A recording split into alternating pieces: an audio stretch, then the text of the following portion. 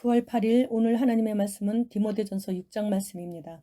에베소 교회는 바울 사도가 제2차 전도 여행 중에 복음의 씨앗을 뿌려 기초를 다진 후 제3차 전도 여행 때에는 무려 3년간이나 머물면서 집중적으로 복음을 전하고 눈물로 신자들을 가르쳐 교회를 공고하게 세웠습니다. 그리고 신앙적인 면에서 누구보다도 신뢰하고 있는 믿음의 아들인 디모데에게 맡겨 교회를 돌보도록 했는데, 그가 그처럼 크고 중요한 교회를 담임하기에는 나이가 너무 어렸고 몸도 쇠약했기에 혹시라도 신자들에게 업신여김을 받을까 봐서 노파심이 깊어진 바울 사도는 에베소에서 멀리 떨어진 마게도니아 지역에서 신앙 교육 지침을 구체적으로 이것저것을 지시하고 가르치면서 권면하는 첫 번째 편지를 써서 보내게 되는 것이 바로 디모데 전서입니다. 7절로 10절 말씀.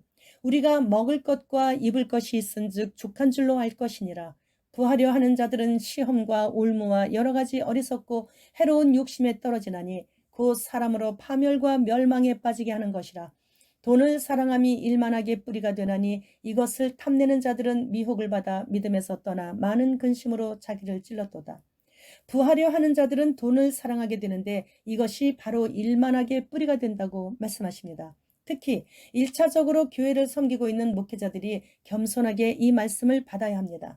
자녀는 부모의 뒷모습을 보고 배우는 것처럼 모든 성도들도 목회자의 뒷모습을 보면서 따라하게 되기 때문에 같이 살게 된다는 말씀이시죠.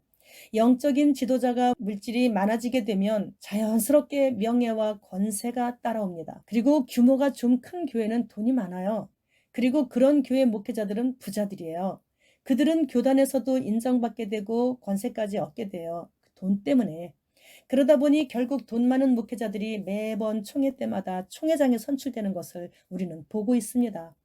시골에서 오랫동안 작은 교회를 오직 한 마음으로 진실되게 섬긴 겸손하고 오직 주만 바라보며 목회하는 목회자들이 그동안 큰 교단의 총회장이 되는 경우는 결코 볼 수 없었습니다.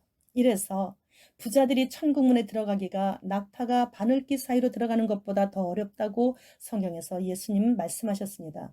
우리가 세상에 나올 때 아무것도 가지고 오지 않았고 또 아무것도 가지고 가지 못한다고 말씀하시죠.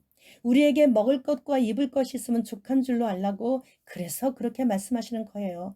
부하려고 하는 자들은 여러 가지 시험과 올무와 해로운 욕심으로 전락하게 되어 결국엔 파멸과 멸망의 구렁텅이로 빠지게 된다고 엄히 경고하시고 계십니다.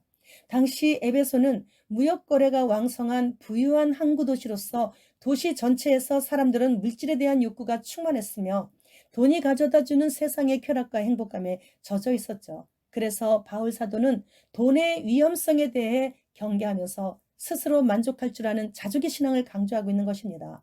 돈이 넉넉하면 돈을 의지하지 말고 하나님께 더 가까이 나아갈 수 있도록 선한 일에 힘쓰며 도움이 필요한 이들을 찾아서 그들에게 그 필요를 채워주게 된다면 영원히 썩지 않는 하늘 창고에 보물을 쌓아두는 일이 되어 마침내 참된 생명을 얻게 된다라는 말씀이시고, 돈이 일만하게 뿌리가 되어 마침내 멸망의 길로 가는 사람이 있듯이 돈으로 인해 선을 일구는 수단이 될 수도 있는 구한자들이 많은 에베소 교회에 귀하게 그렇게 쓰임을 받을 수 있게 된다는 것을 사도 바울은 간절히 권면하고 있는 것입니다. 18절에서 21절 말씀.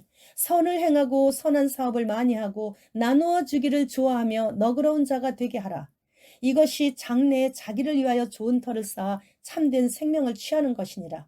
디모데야, 망령되고 헛된 말과 거짓된 지식의 반론을 피함으로 네게 부탁한 것을 지키라. 이것을 따르는 사람들이 있어 믿음에서 벗어났느니라. 은혜가 너희와 함께 있을지어다. 바울 사도는 에베소 교회를 담임하고 있는 디모데에게 목회자로서 신앙의 경건을 이루는데 하등 도움이 되지 않는 세상에 속된 음담패설이나 거짓된 지식이나 농담 같은 것을 하지 말라고 지금 권면하고 있는 것입니다. 그러한 온갖 어리석은 논쟁을 피하라고 권면하면서 편지를 끝맺고 있습니다. 이제 마지막이 가까이 온 말세 지말에 살고 있는 우리도 팬데믹을 통해 겪었듯이 독주사 패스권 받지 않으면 여러 가지 사회적으로 불이익을 당했던 것을 기억하고 앞으로 다가올 어떠한 시련과 핍박이 몰아쳐도 결코 요동하지 말고 끝까지 견디며 버티며 복음의 반석 위에 굳게 서서 믿음의 싸움에 온몸을 불태울 각오를 해야만 하는 것입니다. 주님 다시 오실 때까지 끝까지 견디는 성도가 구원을 받게 되는 것입니다. 마라나타.